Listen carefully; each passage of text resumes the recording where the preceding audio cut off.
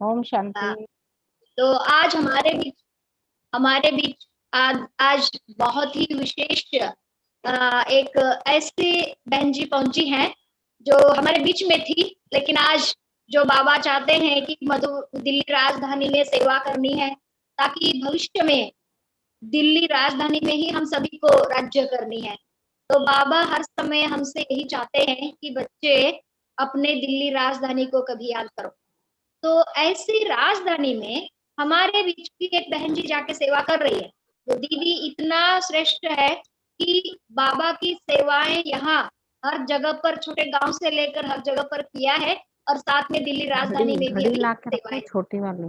तू भूल जाएगी, आदरणीय पहले वो अंजू करो। बहन जी 10 बार एक बार हमारे चालू बीच होने के पधारी बाद है। नहीं बोल सकते। वास्तव में है यहाँ की छोटी घड़ी ला के। ಅಂಜಲಿ ಅಕ್ಕ ಅವರು ವಾಸ್ತವಿಕವಾಗಿ ಬೆಳಗಾಂ ಸಜ್ಜೋನ್ದವರೇ ಇದ್ದಾರೆ. ಜಮಖಂಡಿ ಅವರು ಮೂಲತಃ ಪೂರ್ಣ ಪರಿವಾರ ಸಹಿತವಾಗಿ ಒಂದೇ ದಿನದಲ್ಲಿ ಪರಿವರ್ತನೆ ಆದವರಿದ್ದಾರೆ. ಅವ್ರ ಬಗ್ಗೆ ಹೇಳ್ಬೇಕು ಅಂದ್ರೆ, ಅವರು ಮನೆಯಲ್ಲಿ ಅದೇನೋ ಅಡಿಗೆ ಮಾಡಿಟ್ಟಿದ್ರು, ಪ್ರದರ್ಶನಿಯನ್ನ ನೋಡಕ್ ಹೋಗಿದ್ರು, ಬಾಬರವರ ಜ್ಞಾನದ ಪ್ರದರ್ಶನಿಯನ್ನ, ಚಿತ್ರ ಪ್ರದರ್ಶನಿ ಇಡಲಾಗಿತ್ತು. ಅದನ್ನ ನೋಡ್ಕೊಂಡು ಬಂದ ತಕ್ಷಣವೇ ಅವರು ಪರಿವರ್ತನೆ ಆಗ್ಬಿಟ್ಟಿದ್ದಾರೆ. ಪರಿವಾರ ಸಹಿತವಾಗಿ ಅವ್ರ ತಂದೆ ತಾಯಿ ಹಾಗೂ ಅವ್ರ ತಮ್ಮ ಅವರು ಪೂರ್ಣವಾಗಿ ಹಾಗೂ ಪೂರ್ಣ ಪರಿವಾರ ಸಹಿತವಾಗಿ ಈಶ್ವರೀಯ ಜ್ಞಾನ ಮಾರ್ಗದಲ್ಲಿ ನಡೆಯಕ್ ಶುರು ಮಾಡಿದ್ರು. ಹಾಗೂ ಬೆಳಗಾಂ ಸಬ್ ಝೋನಿನಲ್ಲಿ ಯಾವಾಗ ಸೇವೆ ಬಹಳ ಒಂದು ಉನ್ನತ ಮಟ್ಟದಲ್ಲಿ ನಡೆಯಕ್ ಶುರುವಾಗಿತ್ತೋ ಆ ಸಮಯದಲ್ಲಿ ತಮ್ಮ ಜೀವನವನ್ನ ಸಮರ್ಪಣೆ ಮಾಡಿದ್ರು. ಆಗಿನ ಸಮಯದಲ್ಲಿ ಒಂದು ಎಜುಕೇಟೆಡ್ ಹ್ಯಾಂಡ್, ತುಂಬಾ ಎಲ್ಲ ರೀತಿಯ ವ್ಯವಸ್ಥೆ ಇರುವಂತಹ ಒಬ್ಬ ಅಕ್ಕ ಅವರು ಸಮರ್ಪಿತ ಆಗಿದ್ದು ಅಂದ್ರೆ ಆ ಸಮಯದಲ್ಲಿ ಅಂಜಲಿ ಅಕ್ಕ ಅವರು. ನಾನು ಕೂಡ ಜ್ಞಾನದಲ್ಲಿ ಬರ್ಬೇಕಾದ್ರೆ ಅವರಿಂದ ಬಹಳಷ್ಟು ನನಗೆ ಕಲಿಯೋದಕ್ ಸಿಕ್ತು. ನಾವೆಲ್ಲ ಒಂದೇ ಸಮಯದಲ್ಲೇ ಜ್ಞಾನದಲ್ಲಿ ಬಂದ್ರು ಕೂಡ ಅವರು ಫ್ರೀ ಆಗಿ ಏನ್ ಸೇವೆಯಲ್ಲಿ ತೊಡಗ್ಬಿಟ್ರು, ತಮ್ಮನ್ ತಾವು ಪೂರ್ಣವಾಗಿ ಬಾಬರವರ ಯಜ್ಞದಲ್ಲಿ ಸಮರ್ಪಣೆ ಮಾಡ್ಕೊಂಡ್ರು. ಅದು ಕಡಿಮೆ ಇರ್ಲಿಲ್ಲ. ಬಹಳ ವಿಶೇಷವಾದಂತಹ ಸೇವೆಯನ್ನ ಅವ್ರು ಮಾಡಕ್ ಪ್ರಾರಂಭಿಸಿದ್ರು. ಬೆಳಗಾಂ ಸಬ್ ಝೋನಿನ ಆಲ್ಮೋಸ್ಟ್ ಎಲ್ಲಾ ದೊಡ್ಡ ದೊಡ್ಡ ಊರುಗಳಲ್ಲೂ ಕೂಡ ಅವ್ರ ಸೇವೆ ಸಲ್ಲಲ್ಪಟ್ಟಿದೆ. ಬಹಳ ವಿಶೇಷವಾದಂತಹ ಸೇವೆಯನ್ನ ಬೆಳಗಾಂ ಸಬ್ ಝೋನ್ ನಲ್ಲಿ, ಬೆಳಗಾವಿಯಲ್ಲಿ, ಬಿಜಾಪುರದಲ್ಲಿ, ಅಥಣಿ, ಜಮಖಂಡಿ, ಗೋಕಾಕ ಎಲ್ಲಾ ಕಡೆನೂ ಮಾಡ್ಕೊಂಡು ನಂತರ ಅವರು ಬೇಹದ್ ಯಜ್ಞದಲ್ಲಿ ಅಂದ್ರೆ ದೆಹಲಿಯ ಬಹದ್ದೂರ್ಗಢದಲ್ಲಿ ಸೇವೆಯನ್ನ ಸಲ್ಲಿಸೋದಕ್ಕೆ ಅಂತ ಹೊರಟ್ರು. ಹಾಗೂ ಅಲ್ಲಿ ಕೂಡ ಬಹಳ ವಿಶೇಷವಾದಂತಹ ಸೇವೆಯನ್ನ ಮಾಡ್ತಾ ಇದ್ದಾರೆ. ಬಹದ್ದೂರ್ಗಢದಲ್ಲಿ ಅವರ ಒಂದು ಕೆಳಗಡೆನೆ ಹತ್ತಾರು ಅಕ್ಕಂದ್ರಿದ್ದಾರೆ, ಹಾಗೂ ನೂರಾರು ಯಾಕೆ ಸಾವಿರಾರು ಜನ ವಿದ್ಯಾರ್ಥಿಗಳಿದ್ದಾರೆ. ಮೊನ್ನೆ ತಾನೇ ಈ ಒಂದು ಲಾಕ್ಡೌನ್ ಏನ್ ಪ್ರಾರಂಭ ಆಯ್ತು ಅದಕ್ಕಿಂತ ಬರೀ 4 ದಿವಸ ಮೊದಲು ನಾವೆಲ್ಲ ಅಲ್ಲಿದ್ವಿ. ಬಹಳ ದೊಡ್ಡ ಪ್ರಮಾಣದಲ್ಲಿ ತುಂಬಾ ಗ್ರ್ಯಾಂಡ್ ಆಗಿ ಅವರು ತಮ್ಮ ಒಂದು ಸೆಂಟರ್ನ ಕಾರ್ಯಕ್ರಮವನ್ನ ಮಾಡಿದ್ರು. ಬಹಳ ಸುಂದರವಾದಂತಹ ರೂಪದಲ್ಲಿ ಕಾರ್ಯಕ್ರಮ ನಿರ್ವಹಿಸಿದ್ರು. ಈ ಬೆಳಗಾಂ ಸಬ್ ಝೋನ್ ನಲ್ಲಿ ಇರುವಂತಹ ಎಲ್ಲಾ ಹಳೆ ಸಹೋದರ ಸಹೋದರಿಯರನ್ನ ನೆನಪು ಮಾಡ್ಕೊಳ್ತಾರೆ. ಯಾಕಂದ್ರೆ ವಿಶೇಷವಾದಂತಹ ಕಾಂಟ್ರಿಬ್ಯೂಷನ್ ಸೇವೆ ಅವರಿಂದ ಈ ಝೋನ್ ದಲ್ಲಿ ಆಗಿದೆ. ಹಂಗಾಗಿ ಅವರಿಂದ ಬಹಳಷ್ಟು ವಿಷಯಗಳನ್ನ ನಾನು ಕೂಡ ಕಲಿಯಕ್ಕಾಗಿದೆ, ಪ್ರೇರಣೆ ಸಿಕ್ಕಿದೆ. ಹಾಗೂ ನನ್ನ ಎದುರುಗಡೆ ಒಂದ್ ರೀತಿ ಆದರ್ಶ ಮೂರ್ತಿ ಅಂತ ನಾನು ಹೇಳ್ಬೋದು. ಆ ರೂಪದಲ್ಲಿ ಅವರು ತಮ್ಮ ಸೇವೆಯನ್ನ ಸಲ್ಲಿಸಿದ್ದಾರೆ. ಅಂತಹ ಅಂಜಲಿ ಅಕ್ಕ ಅವರು ಇವಾಗ ನಮ್ಮ ಮಧ್ಯದಲ್ಲಿ ಬಂದಿದ್ದಾರೆ. ನಾವು ಅವರಿಂದ ಈಗ ಕೇಳೋಣ. ಇವತ್ತು ವಿಶೇಷವಾಗಿ ಬಾಬರವ್ರ ಜೊತೆಗೆ ಸರ್ವ ಸಂಬಂಧವನ್ನ ಇಡೋದು ಅಂದ್ರೆ ಏನು ಅನ್ನೋದನ್ನ ಅವರು ತಮ್ಮ ಪರಿವಾರದಲ್ಲಿ ಎಲ್ರು ಇದ್ರೂನು ಕೂಡ ಬಾಬನ್ ಜೊತೆಗೆ ಹೇಗೆ ಸಂಬಂಧವನ್ನ ಇಟ್ರು, ಹಾಗೂ ಅದ್ರಿಂದ ಹೆಂಗ್ ಅನುಭವ ಮಾಡಿದ್ರು, ತಮ್ಮ ಅನುಭವದ ಆಧಾರದ ಮೇಲೆನೆ ಆದರಣೀಯ ಅಂಜಲಿ ಅಕ್ಕ ಅವರು ಎದುರುಗಡೆ ಮಾಡ್ತಾ ಇದ್ದಾರೆ.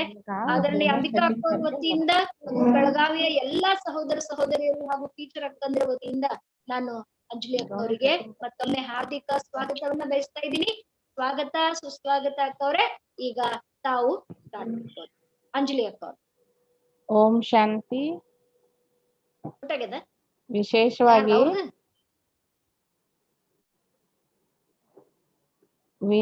ವಿಶೇಷವಾಗಿ ಇವತ್ತು ನನಗೆ ಬಹಳಷ್ಟು ಖುಷಿ ಇದೆ.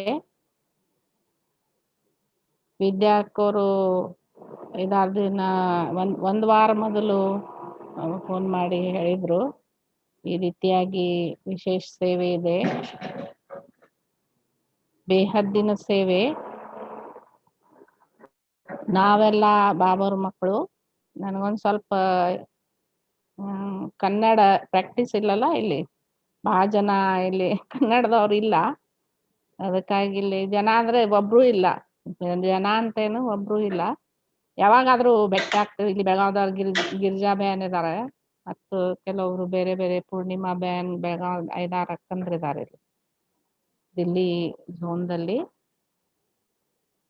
ಅವರು ಕೂಡ ಇರ್ತಾರೆ. ಆದ್ರೆ ಅಷ್ಟು ನಮ್ ಕನೆಕ್ಷನ್ ಬರೋದಿಲ್ಲ, ಅಂದ್ರೆ ದೊಡ್ಡ ಝೋನ್ ಇದೆ ಅಲ್ಲ, ಬೇರೆ ಬೇರೆ ಸಬ್ ಝೋನ್ಸ್ಗಳು ಇರ್ತವೆ. ಆ ಕಾರಣದಿಂದ ಆ ಕನೆಕ್ಷನ್ ನಮ್ದು ಬರೋದಿಲ್ಲ. ವಾಸ್ತವಿಕವಾಗಿ ಅದ ಕಾರಣದಿಂದ ಅಷ್ಟು ಚೆನ್ನಾಗಿ ಕನ್ನಡ ಮಾತಾಡೋಕ್ ಆಗೋದಿಲ್ಲ. ಕೆಲವೊಂದ್ ಸರ್ತಿ ಶಬ್ದ ಸಿಗುವುದಿಲ್ಲ, ಬುದ್ಧಿಯಲ್ಲಿ ಇರ್ತದೆ. ಆದ್ರೆ ಬಹಳಷ್ಟು ಖುಷಿ ಇದೆ, ಇಂಟರ್ನೆಟ್ ಮುಖಾಂತರ ನಾವು ಎಷ್ಟು ದೂರ ಇದ್ರೂ ಕೂಡ ಸಮೀಪ ಇದೆ. ಬಾಬಾ ಹದ್ದಿನಿಂದ ಬೇಹದ್ದಿ ಕಡೆ ಕರ್ಕೊಂಡು ಹೋಗ್ತಾ ಇದ್ದಾರೆ. ಇದು ನಮ್ಮ ಸೌಭಾಗ್ಯ ಅಂತ ಹೇಳ್ಬೋದು. ಬೆಳಗಾಂ ಅಂದ ತಕ್ಷಣನೇ ಬಹಳಷ್ಟು ಮಾತುಗಳು ಒಂದು ನೆನಪಿಗೆ ಬರ್ತದೆ. ಇದು ನಮ್ಗೆ ಒಂದು ಸೌಭಾಗ್ಯನೇ ಅನ್ಬಹುದು. ಯಾಕಂತಂದ್ರೆ ಯಾವಾಗೂ ಕೂಡ ಒಂದು ತಂದೆ ತಾಯಿ ಮಾತೃಭೂಮಿ ಅಂತ ಹೇಳ್ತಾರಲ್ಲ, ಅದೆಂದೂ ಕೂಡ ಮರೆಯಕ್ಕಾಗೋದಿಲ್ಲ. ಯಾಕಂತಂದ್ರೆ ನಾವು ಬಹಳಷ್ಟು ಪಾಲನೆಯನ್ನ ಪಡೆದಿದ್ದೀವಿ ಅಂದಮೇಲೆ ಎಲ್ಲಾ ಮಾತುಗಳು ನಮ್ಗೆ ನೆನಪು ಬರ್ತವೆ. ವಿಶೇಷವಾಗಿ ಈಗ ದೊಡ್ಡ ಪ್ರೋಗ್ರಾಮ್ ಮಾಡಿದಾಗ ಅಲ್ಲಿಂದ ಅಕ್ಕೋರದು ಬಂದಿದ್ರು, ಬಹಳಷ್ಟು ಖುಷಿಯಾಗಿತ್ತು. ಈಗ ವಾಸ್ತವಿಕವಾಗಿ ನಾವು ಕ್ಲಾಸಿನ ವಿಷಯದಲ್ಲಿ ಮಾತಾಡೋಣ. ಸಮಯವನ್ನು ನೋಡ್ತಾ ನನ್ನ ವತಿಯಿಂದಲೂ ಕೂಡ ನಿಮಗೆಲ್ಲ ಬಾಬಾವ್ರ ಪ್ರೀತಿಯ ನೆನಪು. ಅಕ್ಕೋರ್ಗುನು, ಅಂಬಿಕಾ ಅಕ್ಕೋರ್ಗುನು ಕೂಡ ವಿದ್ಯಾಕ ವಿಶೇಷ ನನ್ನ ನೆನಪನ್ನ ಹೇಳ್ರಿ. ಹಾ, ನಾವು ಇವತ್ತಿನ ವಿಷಯ ಏನಿದೆ, ಬಾಬಾವ್ರ ಜೊತೆ ಅನುಭವ ಯೋಗದಿಂದ. ಯಾಕಂತಂದ್ರೆ ಹೇಗ್ ವಿದ್ಯಾಕ ನಾನು ಕೇಳಿದೆ, ಯಾರ್ಯಾರು ಇರ್ತಾರೆ, ಯಾವ್ಯಾವ ಗ್ರೂಪ್ ಇರ್ತದೆ ಅಂತ ಹೇಳಿ. ವಿದ್ಯಾಕ ಹೇಳಿದ್ರು, ಹೊಸಬ್ರು ಮಾತೆಯರಿದ್ದಾರೆ, ಮಾತೆಯರ್ ಗ್ರೂಪ್ ಇರ್ತದೆ ಅಂತ ಹೇಳಿ. ಅದೇ ಒಂದು ಲಕ್ಷ್ಯವನ್ನು ಇಟ್ಕೊಂಡು ಸರ್ವ ಸಂಬಂಧದ ಅನುಭವ. ಯಾಕಂತಂದ್ರೆ ವಾಸ್ತವಿಕವಾಗಿ ನಾವೇನ್ ನೋಡ್ತೀವಿ ಇವತ್ತು ಡೈಲಿ ಲೈಫ್ದಲ್ಲಿ ನಾವು ಬಾಬಾವ್ರಿಗೆ ಹೇಗೆ ನೆನಪು ಮಾಡ್ಬೇಕಂತ, ಇವತ್ತಿನ ಸಾಕಾರ ಮುರಳಿಯನ್ನ ನಾವು ಕೇಳ್ಕೊಂಡಿದ್ದೀವಿ. ನೀವು ಕೂಡ ಓದಿರ್ಬೋದು ಅಥವಾ ಕೇಳ್ಕೊಂಡಿರ್ಬೋದು. ವಿಶೇಷವಾಗಿ ಬಾಬಾರವರು ಇವತ್ತು ಹೇಳಿದ್ದಾರೆ, ನಿಮಗ್ ನೀವು ಶರೀರದಿಂದ ಡಿಟ್ಯಾಚ್ ಮಾಡ್ರಿ ಅಂತ ಹೇಳಿ. ಎಷ್ಟು ನಿಮ್ಗೆ ನೀವು ಶರೀರದಿಂದ ಡಿಟ್ಯಾಚ್ ಮಾಡ್ತಿರೋ ಅಷ್ಟೇನಾಗ್ತದೆ ಬಾಬಾವ್ರ ನೆನಪು ನಿಮ್ಗೆ ಸದಾ ಇರ್ತದೆ. ಆದ್ರೆ ಶರೀರದಿಂದ ಡಿಟ್ಯಾಚ್ ಮಾಡ್ಬೇಕಾದ್ರೆ ನಾವು ಆತ್ಮ ಈ ಸ್ಮೃತಿಯನ್ನ ಪಕ್ಕಾ ಮಾಡ್ಬೇಕಂತ ಹೇಳಿ. ಒಂದು ನಿಮಿಷ.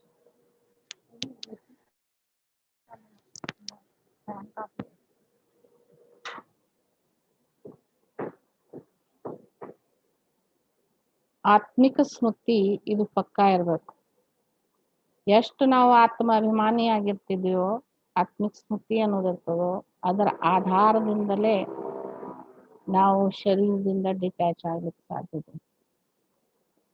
ಅದಕ್ಕಾಗಿ ವಿಶೇಷವಾಗಿ ಇಡೀ ದಿನ ನಾವು ಬಾಬಾವ್ರ ಜೊತೆ ಯಾವ್ದಾದ್ರೂ ಮಾಧ್ಯಮದಿಂದ ಅಟ್ಯಾಚ್ ಆಗಿ ಇರ್ಬೇಕು.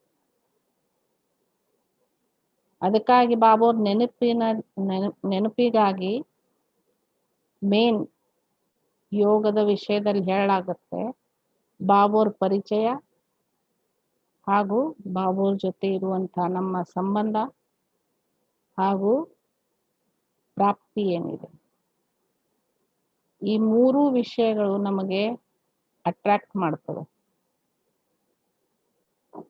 ಆ ಕಾರಣದಿಂದಲೇ ಏನ್ ಮಾಡ್ಬೇಕಪ್ಪ ಅಂತಂದ್ರೆ,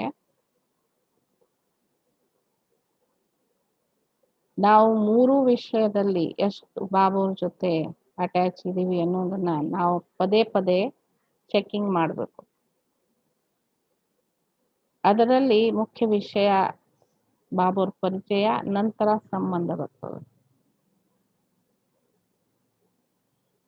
ಸಂಬಂಧ ಇತ್ತಪ್ಪ ಅಂತಂದ್ರೆ ತನ್ನಿಂದ ತಾನೇ ಅಟ್ರಾಕ್ಷನ್ ಆಗ್ತದೆ. ಯಾವ ರೀತಿಯಾಗಿ ನೀವು ನೋಡ್ತೀರಿ ಲೌಕಿಕದಲ್ಲಿ ತಂದೆ ತಾಯಿ ಜೊತೆ ಮಕ್ಕಳ ಸಂಬಂಧ ಏನಿರ್ತದೆ, ಅಲ್ಲಿ ನೆನಪು ಮಾಡಿಸುವ आवश्यकता ಇಲ್ಲ.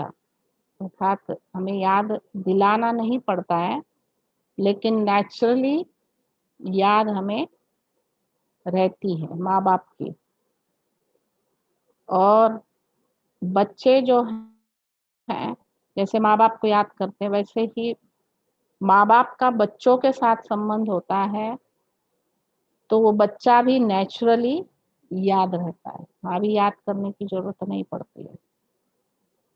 ऐसे ही जो बहुत करीब के संबंध जो कहलाते हैं, दोस्त का संबंध है, पति का संबंध है, पत्नी का संबंध है, टीचर का संबंध है, गुरु का संबंध है, ये सारे संबंध जो है जो जीवन से हमारे जुड़े हुए, हर पल हर क्षण हम इन संबंधों के अंग संग रहते हैं और इन्हीं संबंधों के लिए हम जीते भी हैं। तो ऐसे हमें अपने आप को देखना है कि हम कितना बाबा के साथ हमने अपना संबंध जोड़ रखा है। क्या हमने भगवान को अपना बाप बनाया है? अगर पिता मैंने भगवान को बनाया है और मैं उनका बच्चा हूँ, तो पिता के नाते से हम कितना निभा रहे। तो बच्चा जो होता है पिता के साथ जब जुड़ता है तो पिता से जो वो पालना ले रहा है, जो जीवन की उसको जरूरतें हैं वो प्राप्त हो रही है और उसकी प्रॉपर्टी जो है बच्चे को मिलती है। तो आप देखेंगे कि जो पालना की जो जरूरत है पिता के माध्यम से उसको, तो वो क्या क्या चीजें हैं। तो वही बात हम शिव बाबा से कैसे प्राप्त कर सकते हैं। क्यों, तो जब संबंध हम पिता की बात करते हैं, जो पालना की जरूरत की चीजें अर्थात रोजमर्रा की जिंदगी में हमें खाना पीना, रहना, कपड़ा, जो हमारा एजुकेशन होता है, इन सब प्राप्तियों को करवाने वाला कौन है?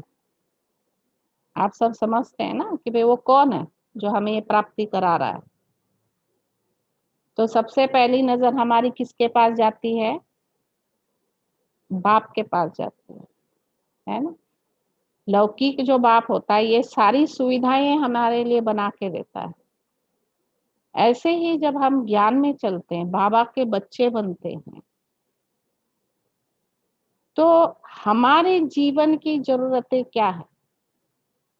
ये स्थूल सब कुछ साधन हमारे पास भले होंगे, लौकिक दुनिया में भगवान को लोग क्यों याद कर रहे हैं? तो कोई ना कोई उनको कमी होगी। देखो बहुत पढ़े लिखे भी होते हैं, फिर भी किसी ना किसी बात में अशांत होते हैं। पैसा भी खूब है, रहने के सारे साधन भी उनके पास है, फिर भी भगवान को क्यों याद कर रहे हैं? शांति को क्यों ढूंढ रहे हैं? उसका कारण ही ये है कि वास्तव में जो ये स्थूल चीजें हैं वो हमें संपूर्ण सुख शांति नहीं दे पाती है। तो वो ऐसी क्या बात है जो हमें सुख शांति दे सकती है? तो वही चीज हमें पिता के माध्यम से प्राप्त होती है और वो है ज्ञान और योग। तो वो हमें अब प्राप्त होती है। तो शिव बाबा ने जो हमें ज्ञान दिया है, तो वो ज्ञान हमें हर क्षेत्र में काम में आता है। जैसे पिता क्या करता है, बच्चे को अपने पैरों पर खड़ा करने के लायक बनाता है, उसको जो जरूरत है वो विद्या की प्राप्ति करवाता है, स्कूल में भेजना, उसकी फीस भरवाना, ये सारे काम करता है। तब वो बाप जो है, बाप कहलाता है। अगर ये काम अगर कोई बाप नहीं कर रहा है तो बच्चा उसको अपने बाप के रूप में स्वीकार भी नहीं करता। तो उसके सिर्फ पैदा करने से वो बाप नहीं बनता है, पैदा किया उस रूप में तो है, लेकिन उसके आगे के उसके कर्तव्य है। इसी तरह से जो शिव बाबा ने हमें इस समय में जो ज्ञान दिया है, इस ज्ञान ने हमें क्या किया है, सब प्रकार से भरपूर किया। जीवन में आने वाली हर परिस्थिति को कैसे हम सामना करें, सहन करें, हर बात में हम कैसे सहनशील होकर के रहे, शांत रहे, ये सारी बातें हमें ज्ञान सिखाता है।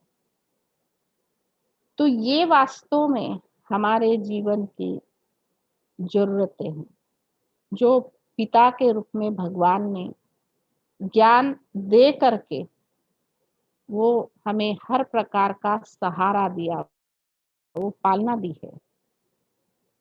फिर बाद में हम देखते हैं परमात्मा मेरी माँ है।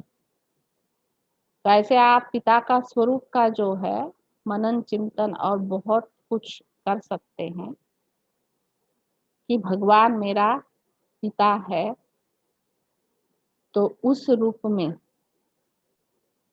उसको मैं परम पिता कहती हूँ। आत्मा परम पिता, परम मतलब श्रेष्ठ पिता। पिताएं भी दुनिया में बहुत है, आप सब जानते हैं। जगत पिता अलग है, परम पिता अलग है, धर्म पिता अलग है। जो नगराध्यक्ष होता है वो भी पिता होता है, लेकिन यह है सब पिताओं से ऊंचा पिता। हर जन्म में जो पिता मिलता है उन सब पिताओं से भी ऊंचा, क्योंकि वो सबका पिता है। तो उस परम पिता की हम संतान हैं, ये हमें हमेशा ही गर्व होना चाहिए, इसका नशा होना चाहिए। फिर बाद में हम देखते हैं कि भगवान मेरी माता है। माँ क्या करती है, बच्चे की पालना करती है। पिता सारी सुविधाएं जोड़ता है और माँ पालना करती है। जैसे शरीर की पालना करती है माँ, खिलाना पिलाना, उसको समय पर दवाई देना, जरूरत की सारी उसकी चीजें पूरी करती है। और जब भी कोई समस्या घर में आती है, कोई बात हो जाती है, तो बच्चा अपने मन की बात किसको बोलता है, आप सब जानते हैं ना। अपने मन की बात वो बोलता है अपनी माँ के सामने।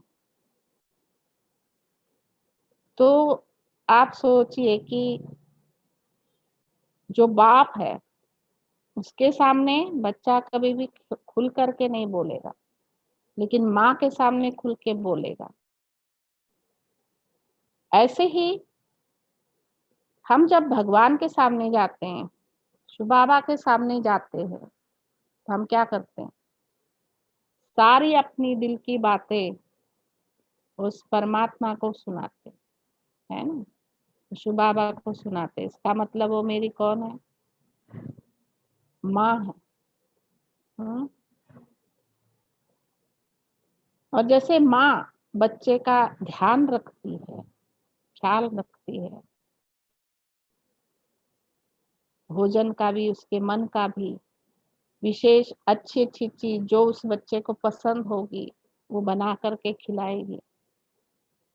कुछ बना होगा तो उसके लिए स्पेशल निकाल कर रखेगी। तो जैसे ये माँ के संस्कार होते हैं, माँ की भावना होती है बच्चे के प्रति, ऐसे ही जो है हमें रोज भोजन खिलाता है हमारा बाप पिता, माँ के रूप में। शिव बाबा रोज हमें भोजन खिलाता है। आप जानते हैं ना किस रूप में, हम बाबा से भोजन खा रहे हैं रोज, वो क्या है? वैसे तो हम सुन नहीं पाएंगे आपस में, तो वो है मुरली। भगवान आ चुका है धरती पे, मैं भगवान की संतान हूँ, ये निश्चय होने का आधार भी मुरली है। जैसे दुनिया में भी दुनिया का परिचय, यहाँ तक कि बाप का परिचय भी, बाबा के साथ संबंध भी, बाप के साथ संबंध जोड़ने के निमित्त कौन बनती है? सबसे करीब कौन होती है? वो होती है माँ। माँ ही बच्चे को बोलती है कि ये तेरा बाप है, ये तेरा भाई है, ये तेरी बहन है, तो ये तेरे सगे संबंधी है, ये दुनिया है। सबसे पहला संबंध गहरा माँ के साथ होता है। इसीलिए माँ को सबसे पहला गुरु भी, शिक्षक भी कहा गया। तो ऐसे ही शिव बाबा जो मुरली कराते हैं, तो उस मुरली के माध्यम से हमारा संबंध किससे जुड़ता है? शिव बाबा से गहरा जुड़ता जाता है। और आपने अनुभव किया होगा, आप जब ज्ञान में चले, 7 डेज कोर्स किया, और जैसे जैसे आप मुरली सुनने लगते हैं, आपके मन में कोई प्रश्न होगा, आप बहन से नहीं पूछे होंगे, दीदी जो भी आपको मुरली सुनाती है, या भाई बहनों से आपने चर्चा भी नहीं की होगी, तो अपने आप ही वो मुरली में उसका जवाब आ जाता है। तो इसका अर्थ क्या है? इससे भी आप समझ गए होंगे। जैसे माँ बिना बोले हुए बच्चे की जरूरतों को पूरा करती है, उसकी इच्छाएं क्या है, क्या खाना चाहता है, उसको क्या जरूरत है, हर बात का जैसे ध्यान रखती है, उसके तबीयत के हिसाब से उसको खाना पीना देती है, ऐसे ही हमारा जो माँ है, हमारी माँ जो है, शिव बाबा जो है, मुरली के माध्यम से हमें ये सब कुछ देते हैं। और तब हमारा निश्चय बैठता है। जैसे लौकिक में माँ अपने बच्चे का संबंध पिता से जोड़ती है, सारी दुनिया से जोड़ती है, ऐसे ही हमारा जो संबंध शिव बाबा से जो जुड़ता है, उसका आधार है मुरली। और वो मुरली, उसको भोजन कहो, माँ का दूध कहो, वो उसी के माध्यम से हमें सब कुछ प्राप्त होता है। इसीलिए बाबा ने ये नियम बनाया है, जो राजयोग के स्तंभ जो है, जो आप पीछे यहाँ चित्र देख रहे हैं, इसके 4 नियम हैं। डेली सत्संग करना, मतलब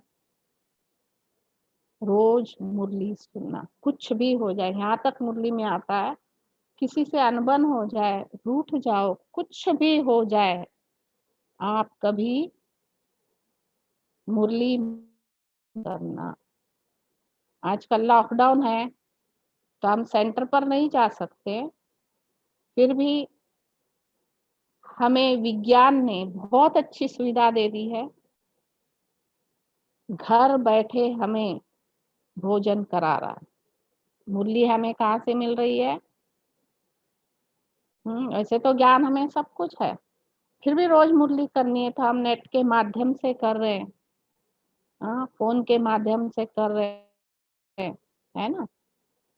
तो ये सब चीजें जो हमें प्राप्त हो रही है, तो उसका आधार क्या है? विज्ञान है।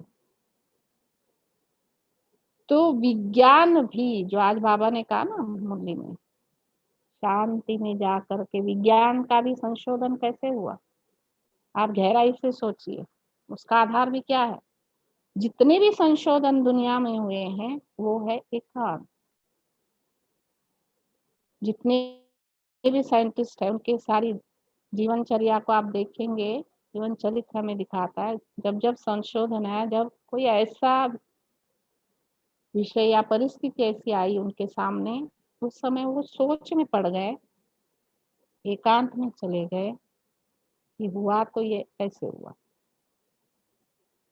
पानी बहता नीचे ही क्यों है, या फल ऊपर है नीचे ही क्यों आता है, ऊपर क्यों नहीं जाता, जैसे न्यूटन का ये बताया जाता है ना।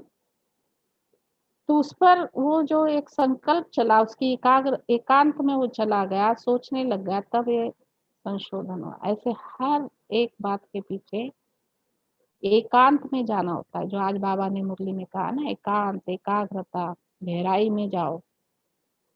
तो मुरली का मंथन हम जितना करेंगे तो उसके बल पर ही आत्मा में ताकत आएगी।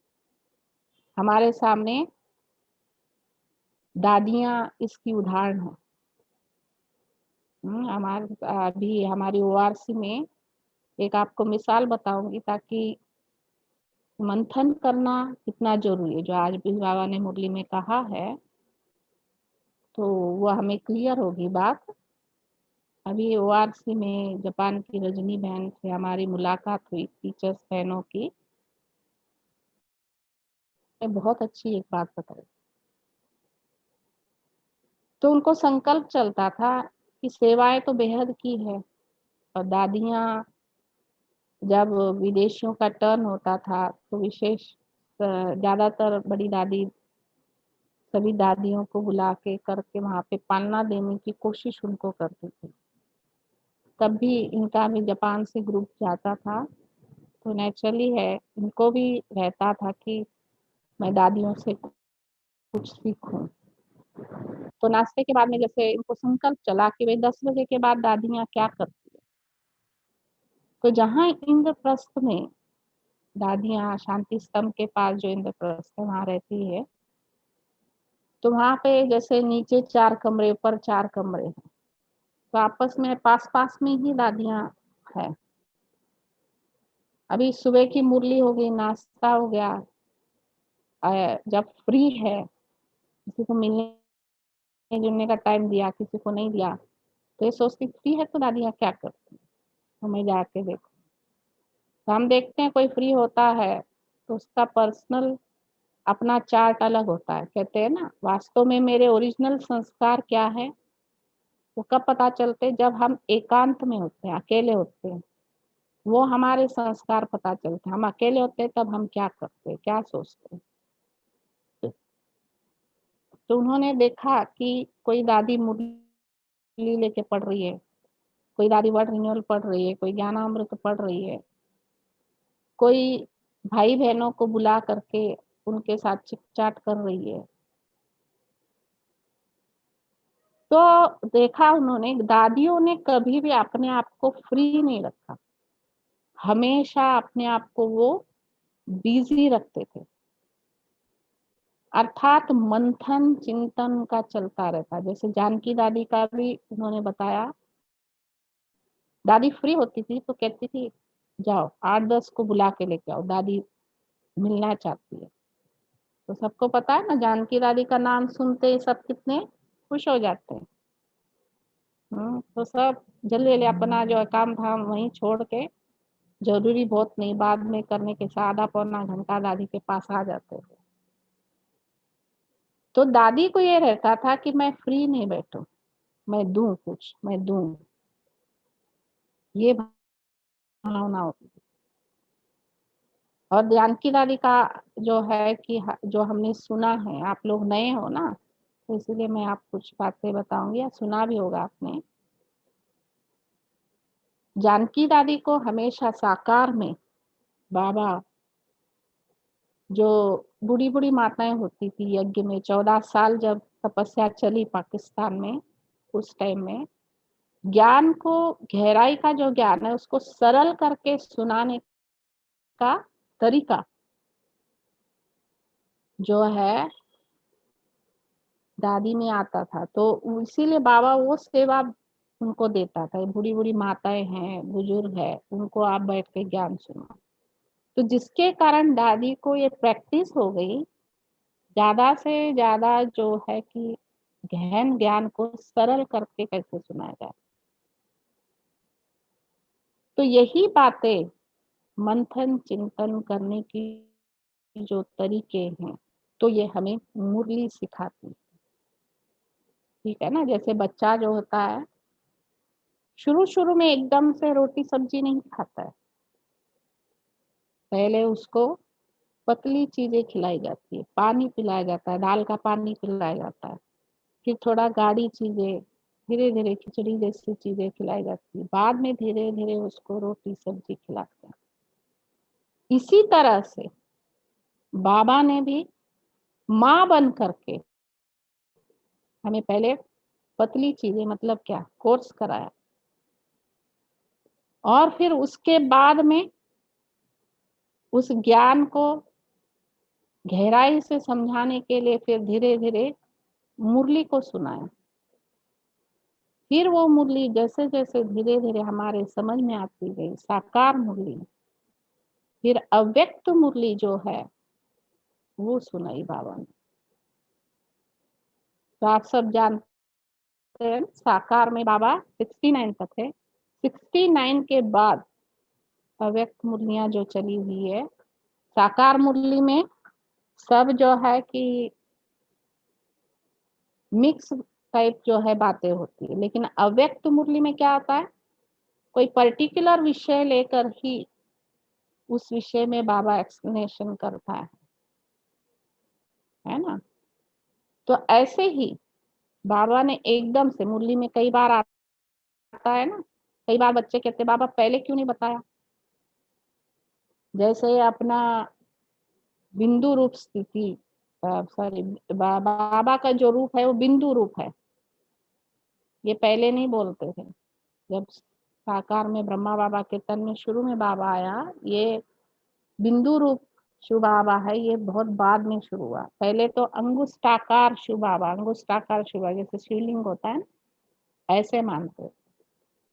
फिर जैसे जैसे बच्चों की बुद्धि सूक्ष्म बाबा ने कर दी, ज्ञान सुना सुना के फिर बाबा ने कहा बाबा ज्योति बिंदु स्वरूप है।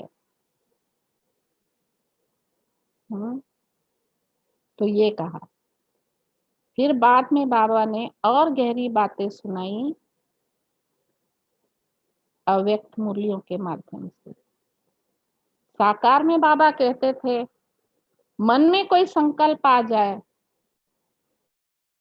विकार से कनेक्टेड, काम क्रोध मोह कोई भी, लेकिन कर्म में मत लाना जिससे पाप होगा। लेकिन अब अव्यक्त होने के बाद बाबा अब क्या कहते हैं, अब संकल्प में भी कोई विकारी बात, काम क्रोध लोभ मोह आदि सारे विकारों से कनेक्टेड नहीं आनी चाहिए। और उससे भी सूक्ष्म बात अब बाबा कहता है कि व्यर्थ को खत्म, व्यर्थ भी आ गया तब भी गलत है। हमने कहा ना बाबा ये मन में भी व्यर्थ नहीं चलना चाहिए, बाबा ही हो तो जो नहीं आना चाहिए। तो बाबा ने हमें हर प्रकार से क्या किया, ऐसे माँ के रूप में पालना दी, शक्तिशाली बनाया। जितना हमारा मनन चिंतन चलता रहेगा मन में, जैसे कि भोजन खाने के बाद अगर वो हजम हो जाता है तो वो खून बन जाता है, खून बनने के बाद में शरीर में ताकत आती है। इसी तरह से शिव बाबा ने भी हमें जो भोजन खिलाया है, तो उससे मैं आत्मा क्या बन जाती हूँ, शिव बाबा जो मेरी माँ है उससे मैंने भोजन खाया तो मैं आत्मा क्या बन जाती हूँ, शक्तिशाली बन जाती हूँ। अर्थात जीवन में आने वाली हर समस्या का जवाब मेरे पास है, और उसको बाबा कहता है श्रीमत। श्रीमत मुझे क्या कहती है, तो श्रीमत को मुझे देखना, श्रीमत अनुसार चलना है, श्रीमत अनुसार हर कर्म करना है।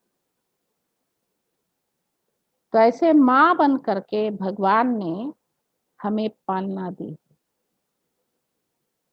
माँ बच्चे के हिसाब से ही उसको जैसे खिलाती पिलाती, जैसे जो मुरली रोज की हमारी चलती है, जैसे लौकिक में भी घर में होता है ना, तो जनरल भोजन बन जाता है।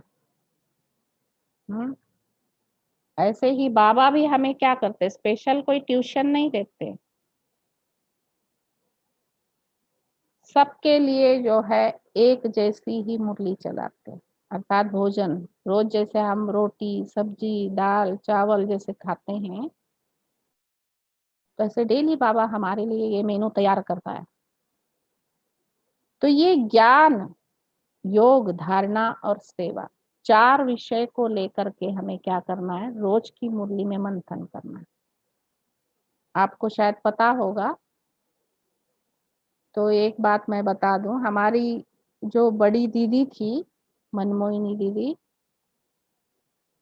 वो बुजुर्ग 80 साल से भी बड़ी उम्र की हो गई थी, लेकिन रोज मुरली के पॉइंट्स एक विद्यार्थी की तरह बैठ करके लिखती थी मुरली के समय में, और उस मुरली की पॉइंट्स को वो 4 विषयों में बांटती थी।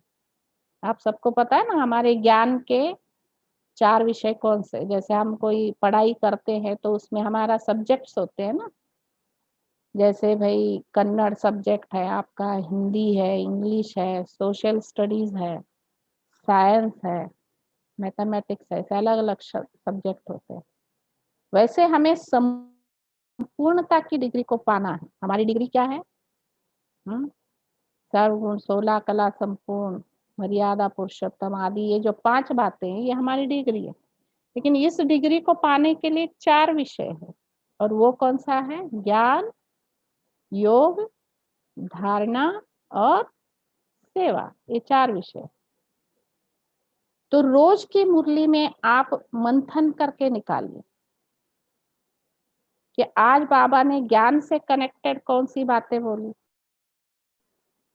आज बाबा ने योग से कनेक्टेड कौन सी बात बोली, आज बाबा ने धारणा से कनेक्टेड कौन सी बात बोली, सेवा से कौन सी बोली। जैसे आज बाबा ने बहुत सारी बातें योग से कनेक्टेड बोली है और सेवा से भी बोली। यहाँ तक आज बाबा ने कहा 100 किलोमीटर दूरी का टिकट लेकर के खाली आप ट्रेन में बैठ के जाओ और फिर वापस आओ। जितना घंटा आप बैठोगे डब्बे बदल आप जाके संदेश दो ट्रेन में। अभी तो वो जमाना नहीं रहा, लेकिन भाव बाबा का ये है। सेवा की युक्ति बताई, मंदिरों में जाओ, आदि आदि ऐसे बहुत सारी बातें बाबा ने बताई आज भी। तो ऐसे रोज हमें छाट करके रोज की मुरली में पॉइंट्स लिखने। तो ऐसे हम जब करते हैं तो फायदा हमारा ही होता है। अभी लॉकडाउन में हमने एक सिस्टम बनाया था भाई बहनों से जुड़ के रहने के लिए, और भाई बहनें भी जो है बाबा से जुड़ के रहे, इसलिए ढीले ना पड़े। तो रोज मुरली के हम क्वेश्चंस निकालते थे 20-25, और व्हाट्सएप पर उनको भेजा जाता था। और उसमें ये रोज का एक होता था कि आज की मुरली में शिव बाबा ने अपने कितने नाम बताए हैं, आज की मुरली में बाबा ने हमें कितने टाइटल दिए हैं, हमारे टाइटल कितने हैं, आज की मुरली में परम धाम के कितने बाबा ने नाम बताए हैं, आज की मुरली में सतयुग के नाम बाबा ने कितने बताए। तो इस तरीके से मंथन करके जब हम उस मुरली को सुनते हैं, लिखते हैं, पढ़ते हैं, तो वो मुरली हमें मनोबल देगी, अर्थात माँ का कार्य कर रही है। तो शिव बाबा वो हमें पक्का पक्का अनुभव होगा, बहुत गहराई से। तब हमें लगेगा कि देखो इस समय ये बात मुझे याद आई, अगर ये परिस्थिति अनुसार ये बात मुझे याद नहीं आती तो क्या होता। हम्म मैं तो बहुत अशांत हो जाता, दुखी हो जाता। तो कहने का भाव ये है कि ऐसे माँ की तरह भगवान ने मुझे पालना दी। तो ऐसे हमें रोज मनन चिंतन करना है, हाँ? जो मुरली हम सुनते हैं उसे। तो अब जो है कि संबंध हमारा आता है शिक्षक का। भगवान मेरा कौन है? टीचर है।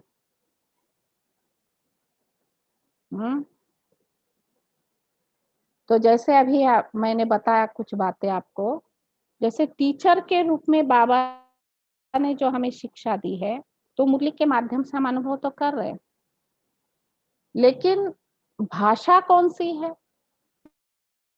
भाई? इतिहास भूगोल बाबा ने हमें टीचर के रूप में क्या सिखाया? वो मैथमेटिक्स गणित कौन सा है जो बाबा ने हमें टीचर के रूप में सिखाया?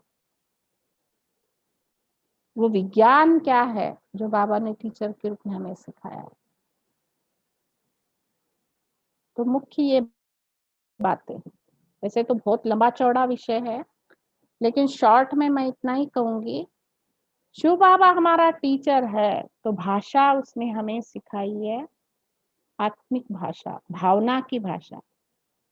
जैसे लैंग्वेज होती है ना, लैंग्वेज सिखाई जाती है स्कूलों में, तो किस लिए? एक दूसरे से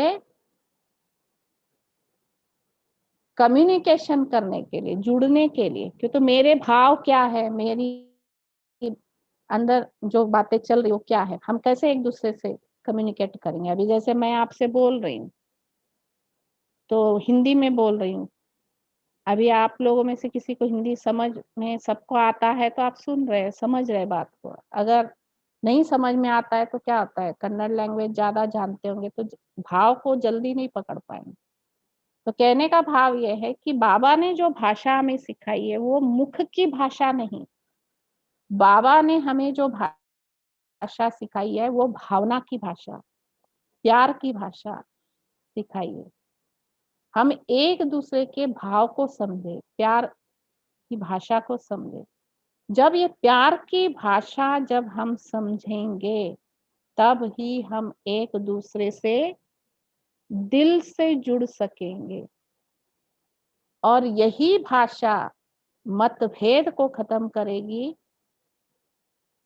सॉरी, मन भेद जो होगा हमारा वो खत्म करेगी, और मतभेद को खत्म करेगी, और हमें एकता के सूत्र में बांधेगी।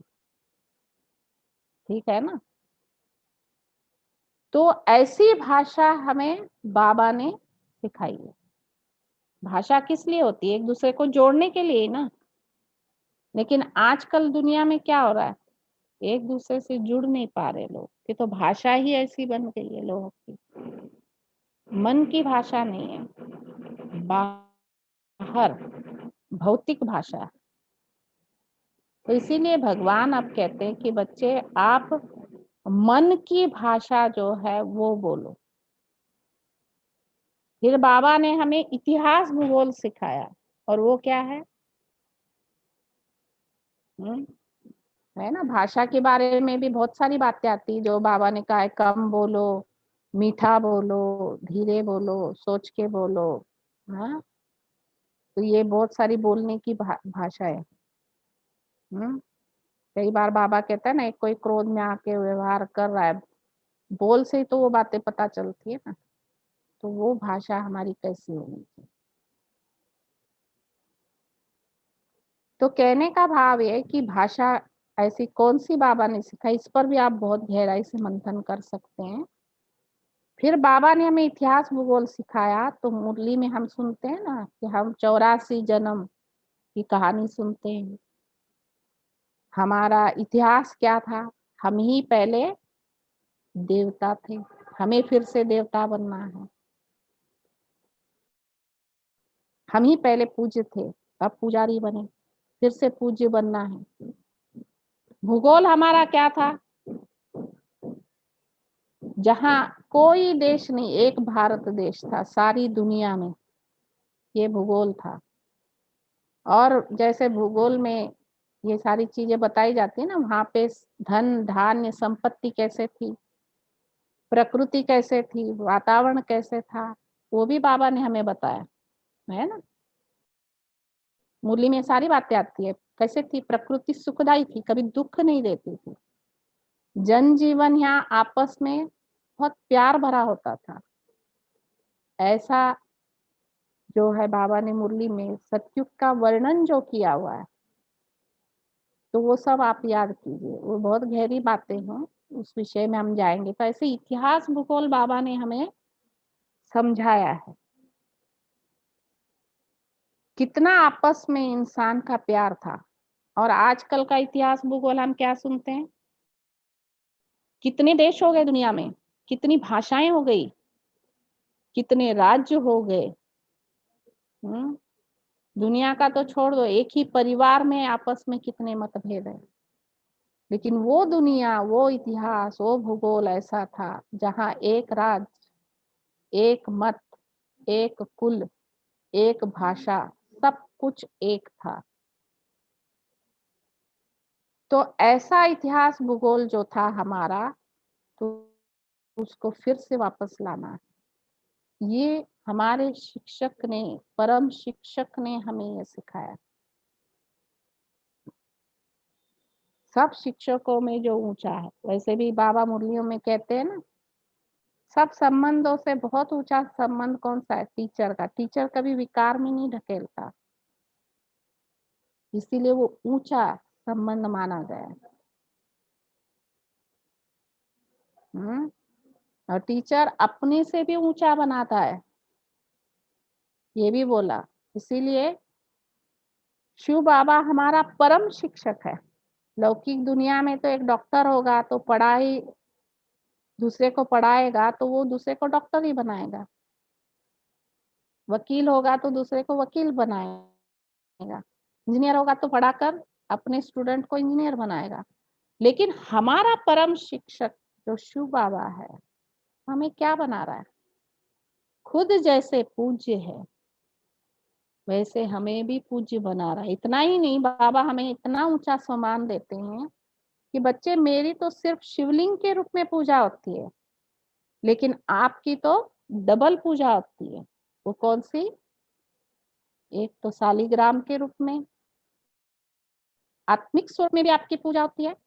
दूसरा, आपकी देवी देवताओं के भी रूप में पूजा होती है ना? तो डबल रूप में आपकी पूजा हो रही है। तो आप सोचिए हमारा परम शिक्षक कितना ऊंचा है, जो ऐसा कोई कॉलेज दुनिया में नहीं है जहां पढ़कर कोई विश्व का महाराजा बन जाए, जहां पर पढ़कर कोई देवी देवता लक्ष्मी नारायण बन जाए। आज भी बाबा ने कहा ना, लक्ष्मी नारायण के चित्र का महत्व कितना है, आज की मुरली में कितना बोला है बाबा ने। पहले जब शांति यात्राएं, पद यात्राएं निकालते थे, साकार बाबा के समय की बातें बाबा ने बताई, ट्रांसलाइट का चित्र होता था लक्ष्मी नारायण का उस यात्रा में। तो लक्ष्मी नारायण होते थे और उसके पीछे ट्यूबलाइट लगी होती थी जो बैटरी से जोड़ करके वो पूरी यात्रा में चलती थी, जो वो अट्रैक्ट करती थी। जैसे आप देखते हैं ना, बड़े बड़े शहरों में बड़े बड़े होर्डिंग्स लगाए जाते हैं जिसमें लाइट लगाई जाती है और वो दूर से ही अट्रैक्ट करते हैं। ऐसे बाबा ने आज बोला है कि ऐसे ऐसे चित्र लगाओ, खास करके लक्ष्मी नारायण, ये बहुत अट्रैक्ट करेगा, सबको बाबा की तरफ खींचेगा। तो बाबा ने जो हमें शिक्षा दी है वो कितनी ऊंची शिक्षा है, आप सोचिए, जिसका अध्ययन मंथन चिंतन करके भक्ति मार्ग में बड़े बड़े शास्त्र बन गए, बड़ी बड़ी गाथाएं बन गई। आज भी बाबा ने कहा है ना मुरली में, कथाएं सुनाए, रामायण आदि जो है, भागवत, ये सब किसके आधार से बने?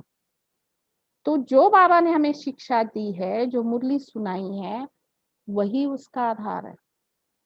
जो भी गायन है हमारा या बाबा के ज्ञान का, उसका आधार भी ये मुरली है, जो परम शिक्षक ने हमें ये ज्ञान दिया।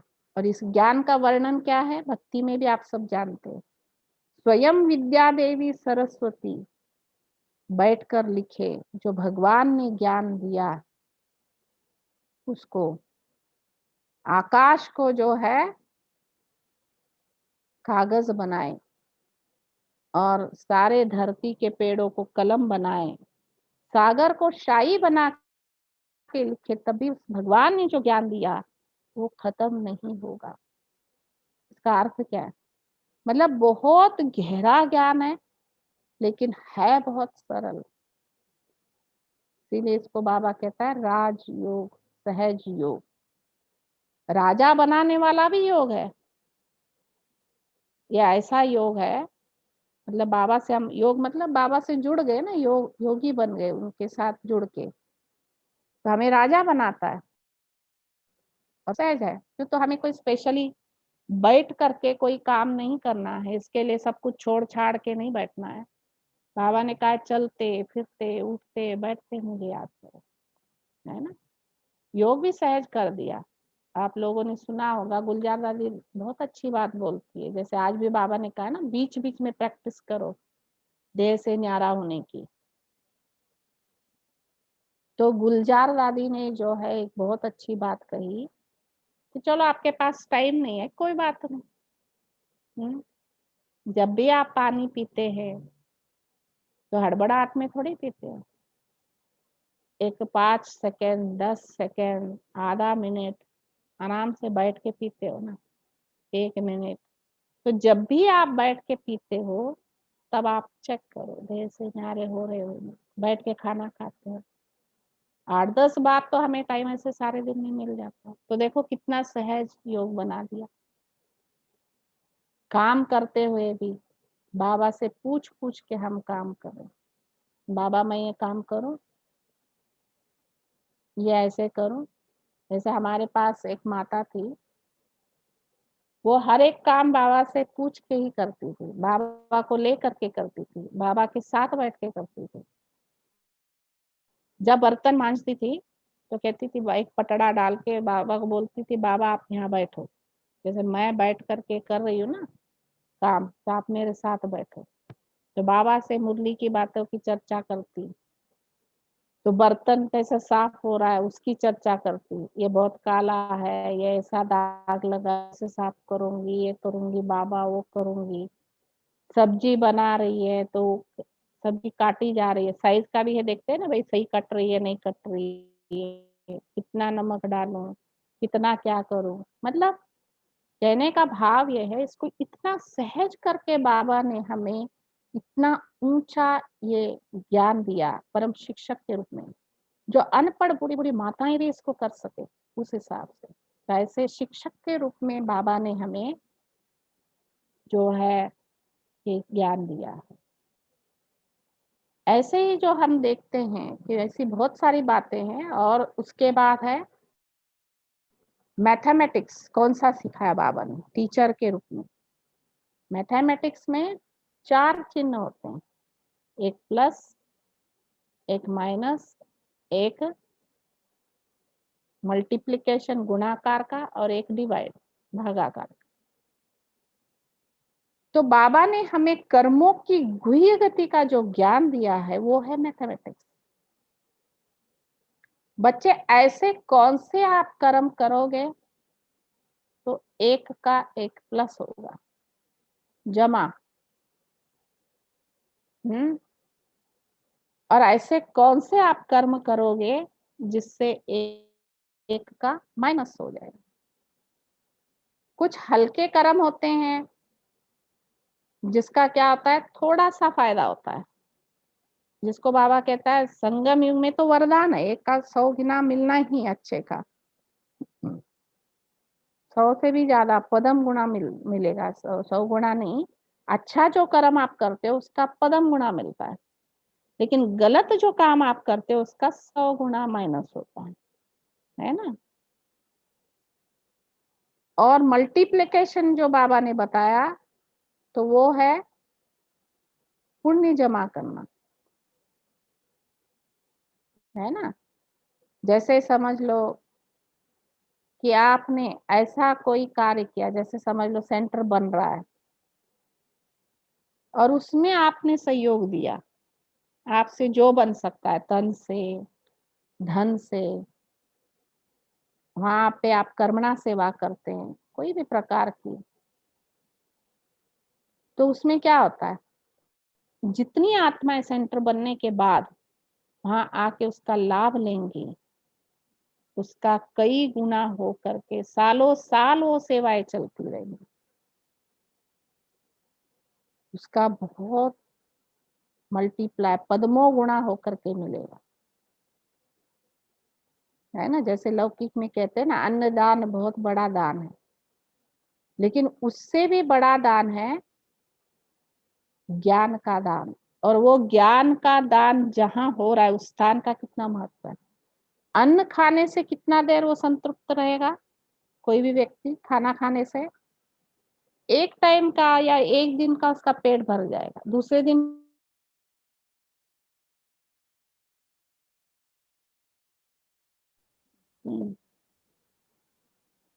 तो जो हम सुन रहे थे अभी, तो बाबा ने परम शिक्षक बन करके हमें मैथमेटिक्स भी सिखाया, सोशल स्टडीज भी सिखाया, भूगोल सिखाया, और विज्ञान तो आप जानते हैं, समय का अभाव है तो समय को देखते हुए हम इतना ही कहेंगे, योग ही विज्ञान है ना। जैसे विज्ञान गहराई में जाता है, ले जाता है 5 तत्वों के, तब उसमें से बहुत सारे जो चीजों का संशोधन होता है, उसी तरह से जितना हम गहराई में जाते हैं, अपनी खुद की, जो आज बाबा ने कहा ना, अपनी खुद के मनन चिंतन में गहराई में जाओ, मैं कौन मेरा कौन, मैं कौन मेरा कौन, जो जानकी दादी कहती थी, तो इतना बुद्धि में रखो कि मैं और मेरा वो क्या है, उसकी गहराई में जाओ। जब तक इस मैंपन से आप बाहर नहीं निकलोगे, मेरेपन से बाहर नहीं निकलोगे, तब तक शरीर छोड़ना इतना सहज नहीं हो पाएगा। इसीलिए मैं कौन और मेरा कौन कोई एक ही होना चाहिए, मैं बाबा का और मेरा बाबा, और कुछ भी मेरा नहीं, जिस तन में मैं बैठी हूँ आत्मा वो भी मेरा नहीं। तो ऐसे हमें विज्ञान के तौर पे इस चीज को सोचना है ना। तो योग क्या है, ये विज्ञान है। योग की गहराई में जाना मतलब ये विज्ञान है। तो ऐसे हमें बाबा ने परम शिक्षक बन करके हमें ये सारी शिक्षाएं दी है, सारे सब्जेक्ट सिखाए। तो ऐसे आप और भी मनन चिंतन कीजिए। फिर बाबा हमारा सतगुरु है, तो मुख्य मुख्य संबंधों को मैं बता रही हूँ, और बाबा मेरा दोस्त भी है ना। तो जैसे दोस्त होता है, तो दोस्त हर सुख दुख में वो साथ रहता है। कहते हैं ना, वास्तव में दोस्ती कब पहचानी जाती है, कष्ट के जब दुख के समय में विशेष करके। और दुख के समय सबसे ज्यादा इंसान किसको याद करता है, हर आत्मा भगवान को याद करती है। इसका मतलब सच्चा दोस्त कौन है दुनिया में। कई बार माँ बाप के सामने भी बच्चा अपने दिल की बात नहीं बोलेगा, शेयरिंग नहीं करेगा, लेकिन दोस्त के सामने अपनी हर अच्छाई बुराई सब कुछ शेयर करेगा। यही बात जो है, बाबा कहते हैं कि वास्तव में परम मित्र मैं तुम्हारा हूँ। हाँ, और सच्चा मित्र किसको कहते हैं, एक तो दुख के समय में जो काम में आए, सुख में तो कोई भी आएगा, लेकिन जो दुख में आए वो सच्चा मित्र है। और दूसरा सच्चा मित्र कौन है, जो हमें अपनी कमजोरियों से अवगत कराए, है ना। तो बाबा ने देखो कितना हमारा हमें सच्चा मित्र बनने का हमारा पूरा पूरा फर्ज अदाई किए। आप सबको पता है ना, शिव बाबा जितना सच्चा मित्र कोई है, आप बताइए। कि तो बाबा ने हमें अपने कौन सी कमियों के कारण हम क्या बन गए, एक साधारण से इंसान बन गए, जो देवता थे और आज साधारण इंसान बन गए। वो हमें बताया है ना। तो आप सोचिए, तो ऐसा मित्र कोई हो सकता है कि जो हमें बता दे कि बच्चे आप खुद को देह समझते हो, आत्मा नहीं समझते हो, ये सबसे बड़ी आपकी कमजोरी है। और आप में ये काम, क्रोध, लोभ, मोह आदि सारे अवगुण भरे हैं। ये भी एक वास्तव में कमी हमें बता दी है ना। तो ऐसे परमात्मा ने हमें परम मित्र के स्वरूप में अपना कर्तव्य निभाने का एक प्रैक्टिकल में वो सबूत दिया है हमें, हमारी कमजोरियों को बता के, और समय प्रति समय मुरली के माध्यम से उस परम मित्र का कर्तव्य बाबा पूरा पूरा निभाता है ना। तो ऐसे सतगुरु के रूप में परम मित्र का और भी आप सोच सकते, कैसे भगवान मेरा परम मित्र है। और सतगुरु के रूप में गुरु का कर्तव्य क्या है, अपने साथ ले जाना, सदगति कराना, मुक्ति देना। तो वो भी बाबा अपना परम कर्तव्य कर रहे है ना। तो इसीलिए तो बाबा मेरा परम सतगुरु, आज भी बाबा ने कहा ना मुरली में कि बाकी सारे धर्म गुरु जो है जब नीचे आते हैं तो अपने साथ वो सबको नीचे ले आते, ऊपर नहीं ले जाते, मुक्ति नहीं कराते। लेकिन शिव बाबा ही एक ऐसा परम सतगुरु है जो हमें अपने साथ ले जाता है। शिव बाबा के अलावा कोई सतगुरु है नहीं। हाँ, तो ऐसे मुख्य जो संबंध की बात कही गई तो वो मैंने आपसे शेयर की है। आप लोगों को अच्छा लगा होगा। समय भी हो रहा है ना विद्या बहन। जी जी, बहुत सुंदर, हाँ बहुत अच्छा। हाँ। तो वैसे थोड़ा बहुत कन्नड़ मैं बोल नहीं पाई, इसलिए सॉरी। बाकी कोई बात नहीं।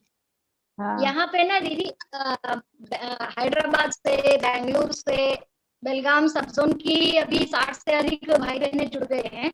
और उसके अलावा हैदराबाद, थोड़े बेंगलुरु, पुणे, मुंबई सब हम्म, तरफ से जुड़े हुए हैं।